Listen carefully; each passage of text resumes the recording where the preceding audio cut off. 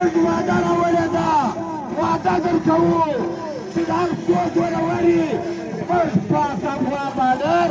بیا څوک دې د ګذشت او زموږ د جایز روزګار د بندولو اراده به نه کوي مظلومونه چې تېرې کور په کور ګرځي موږ یوه خبره واضح کوو زموږ تاجر غیر محفوظه دی زموږ تجار د عزت سوال شروع دی د هغو د نفس سره جنګ شروع دی د هغو د عزت سره کلوار شروع دی مسجد نور مظلوم ولسي تحریک د پښتانه قام د بې عزتۍ خوبونه نسي برداشتولی چې د لاهور او د پنډۍ د اسلام آباد د ګجرا والې پهلوانان به بیا د پښتانه قام و عزت ته ګوري د هغوی عزت به نه کوي مظلوم ولسي تحریک د هغو په مخ کې ګړنګ دی شل زره انسانان زموږ د بالر د پاک افغان د لارې ستا د لغلي پیکج په نامه باندې تجارت کوئ پاک افغان بالر شل زره انسانان د کوټې و د کندهاره دا خلک یې بند کړو مظلوم ولسي تحریک د پاک افغان د بالر په خلاصېدو کې د صفي اول کردار ادا کړی دی او دا خبره ورته کوو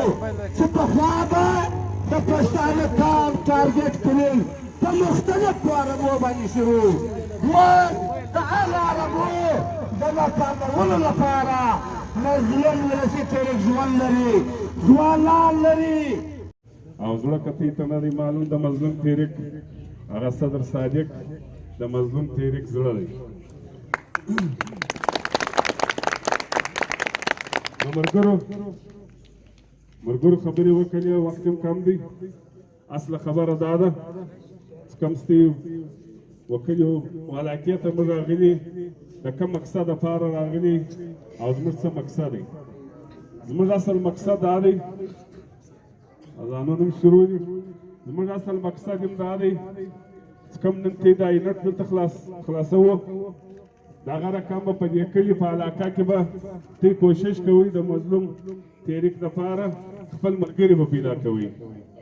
او خپل ملګرو کوم درد و غم سي هغه به موږ ته چمن ته رارسوئ په چمن کې موږ خپله کور کامیاټۍ اعوذ بالله من الشیطان الرجیم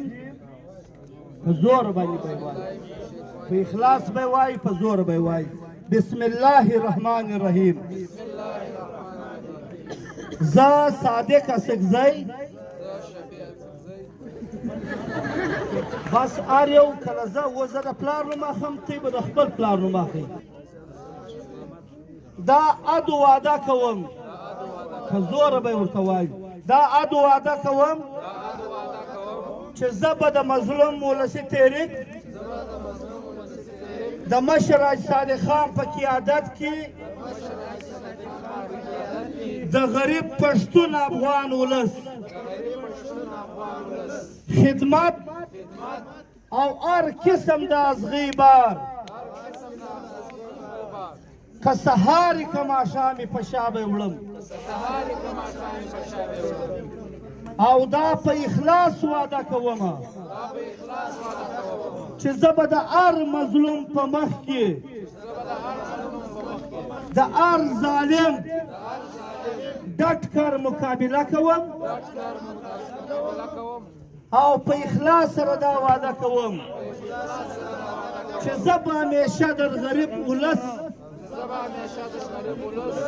په څنګ کې ولاړ یم د هر قسم د ظلم خلاف اواز به پورته کوم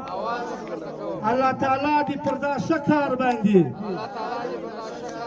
و ما ته د کولو توفیق راکړي تاسو ټول موږ له دعا کوئ چې الله پاک دې موږ په خپل نیکو کارو کې بریالي وساتي له خپله طرفه د مشر حاجي صادق خان له طرفه او زما سره راغلي ټول د حاجي رازق حاجي فیض الله خان قدوس آزاد عصمت بارکزی زموږ ګډ ملګري آیات خان او دا ټولو له طرفه مبارکي وایم مبارک مو سه.